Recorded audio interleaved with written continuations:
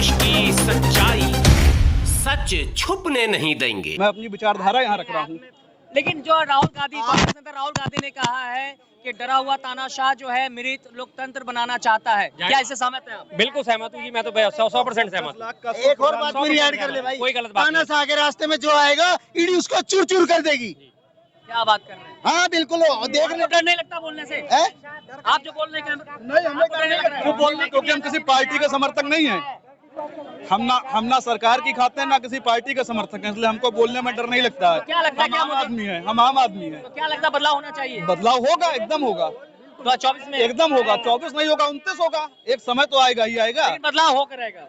जब आज आप बताइए ईवीएम की बात अगर कोई करता है, तमाम वीडियोज आपके मीडिया द्वारा ही आए कि ईवीएम में मतलब ईवीएम से इलेक्शन नहीं होना चाहिए, तो क्यों भाजपा उसको नहीं? अगर भाजपा साफ है एकदम, तो आप बंद कर दीजिए ईवीएम, जब सब विरोध कर रहे हैं उसका। तो भाई अगर भाजपा जीत सकती है बिना ईवीएम के भी, तो क्यों फिर ईवीएम को हिला रही बीच में? एक दिन के मोदी के कम, एक महीने की मोदी की कमाई कितना है भाई साहब? एक महीने की सैलरी कितना है साहब? आप तो मीडिया वाले हो, कितना है आपको? 65,000 रुपया है। 65,000 रुपया है। एक दिन का उसका खर्चा कितना है? कितना खर्चा है? 12,65,000 रुपया। 12,65,000। तो फिर इनकम तो कम है, खर्चा ज्यादा है। तो फिर वो पैसा कहाँ से आ रहा है? आपका निकाल दिया उनने। वो कहाँ से आ रहा है वो तो बताओ पहले, उसके बाद में हम बताएं। कहाँ से आ रहा है? पाकिस्तान से आ रहा है, पाकिस्तान से आ रहा है। पाकिस्तान को बैंक से आ रहा है। केजरीवाल अगर बिजली और पानी फ्री कर दिया तो गुनहगार है, और जो हमारे ही टैक्स के पैसे से सांसदों को पूरी व्यवस्थाएं मिलती हैं, तो वो सांसद नहीं गुनहगार हैं?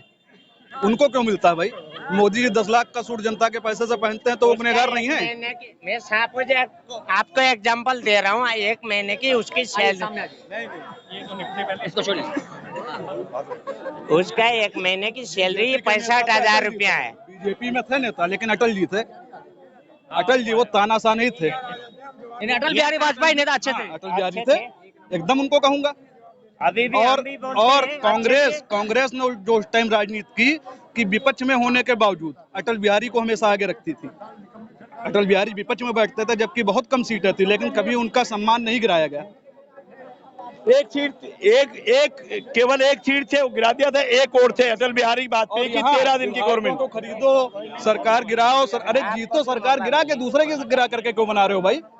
मतलब आज 100 तो क्या लगता है कि सत्ता परिवर्तन होना है आज न कल? मेरा वो वो क्या रहेगा जो हिसाब है, प्राकृतिक का नियम है? तो क्या लगता है कि जिस तरह से अभी जो केंद्र सरकार डीसीएमआई की छापेमारी जिस तरह का आरोप लगाया जा रहा है, तो क्या लगता है कांग्रेस भी ऐसा ही करेगी? ये इनके नासूर बनेगा। एक बार भस्मासुर की आपने कहानी सुनी होगी हमारे पुराणों में, कि भस्मासुर ने शिव जी को प्रसन्न करके वरदान ले लिया, मैं जिसके सिर पे हाथ रखूंगा वही भस्म हो जाएगा। अब उसके बाद वो निरंकुश हो गया, जहाँ देखो सब उससे डर के बच के भागने लगे। लास्ट एंड फाइनल फिर विष्णु जी ने मोहिनी रूप लेके उसको नाच में फंसाया, डांस करा। डांस, अब लोग इसी बात पे भी आपत्ति उठा देंगे, विष्णु जी ने डांस करा, नृत्य कह देता हूँ मैं उसको, बदलते विष्णु जी ने नृत्य करा मोहिनी बन के, और उसके बाद धीरे धीरे उसे लेके हाथ पे गए, और वो भस्मासुर ने अपने सिर पे हाथ रख लिया और भस्म हो गया। तो वही हाल आज इनका होना है। बीजेपी आज जितनी खुश हो रही है इसी ईडी, आईटी और सीबीआई का दुरुपयोग करके, जितने एजेंसियों का दुरुपयोग करके खुश हो रही है, ये दूसरों के लिए गड्ढा खोदने के लिए भाजपा तो दावा कर रही है, उससे बड़ा खोद लिया उसने। भाजपा तो दावा कर रही है 2047 तक कोई वैकेंसी नहीं है। 2047 तक दावे तो सबके हवाई हो गए भाई साहब। दावे तो लोगों के ऐसे होते थे कि सिकंदर भी आया था कि मैं पूरी दुनिया जीत के जाऊंगा, आधी दुनिया में आके सतलुज के किनारे से वापस होके चला गया। तो जब से भाजपा जीती है तब से नहीं है आम आदमी के लिए। आज अंग्रेजों की क्या हालत है? क्या हालत है आज अंग्रेजों की? हाँ जी, केजरीवाल गलत गया है जी, हमारी नजरों में बिल्कुल गलत। भगत सिंह की औलाद है वो।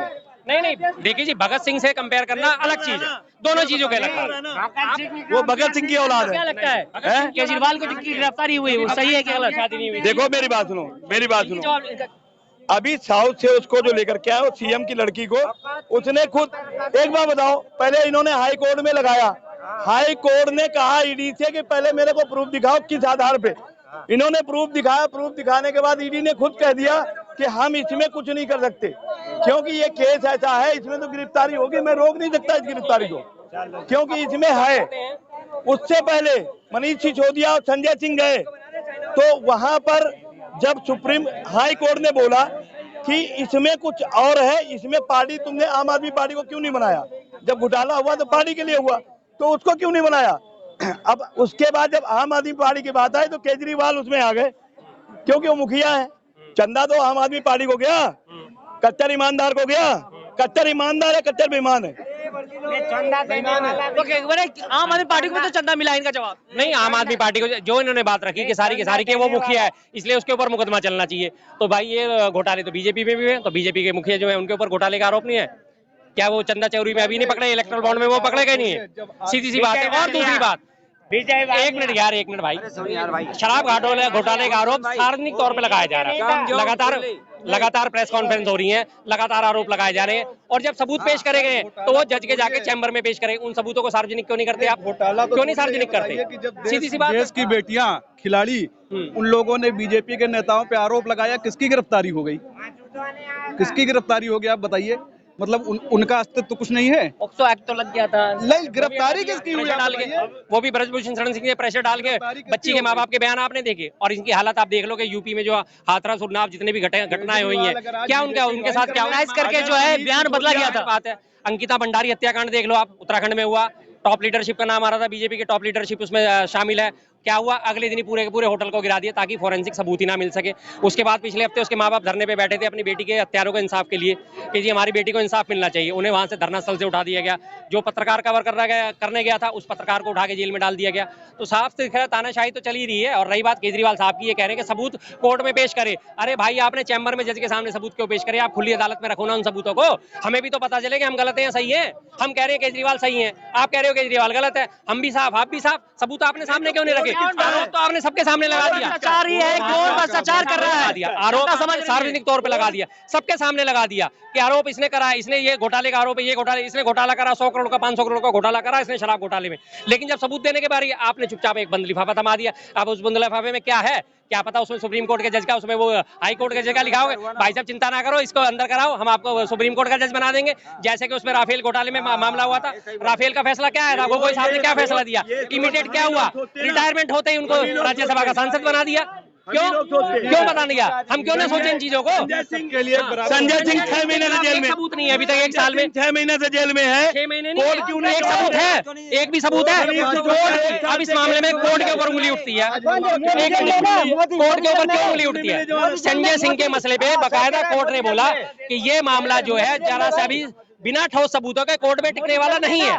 कोर्ट की मौखिक टिप्पणी सुनिए आप, सुनिए, एक मिनट सुनिए, सर सुनिए, अरे सुनिए तो सही, सुनिए। चंडीगढ़ में निगम को सुप्रीम कोर्ट ने फैसला दिया जो सही था फैसला। ठीक है, उसी कुछ सही और कुछ गलत, कुछ सही और कुछ गलत लगातार चल रहा है। क्यों नहीं जमानत दे रहा? अभिजीत गांगुली ने हाई कोर्ट का जज, कलकत्ता हाई कोर्ट का जज, सारे फैसले उसने बीजेपी के फेवर में दिए और रिटायरमेंट लेके उसने अगले दिन ही बीजेपी ज्वाइन कर ली। क्यों? 1 साल से, हाँ, 1 साल से गाड़ी को ले जा रहे हैं, गाड़ी में सारे उसको लगता है ये 2024 में भारत की 140 करोड़ जनता सब समझ चुकी है, उसके जो मुद्दे हैं उस पर वोट देगी। बिल्कुल देगी, बिल्कुल आपने देखा कि जनता जो अपनी राय रख रहे थे, वही जो है एक सवाल पैदा होता है कि क्या भ्रष्ट नेता जो है सिर्फ विपक्षी दलों में है, क्या भाजपा में या उनके जो सहयोगी दल है उसमें नहीं है? इन सभी मुद्दों पर आप क्या सोचता है? कृपया कमेंट करके हमें जरूर बताएं। फिर मिलेंगे एक नई अपडेट के साथ, तब तक के लिए नमस्कार, जय हिंद, जय भारत।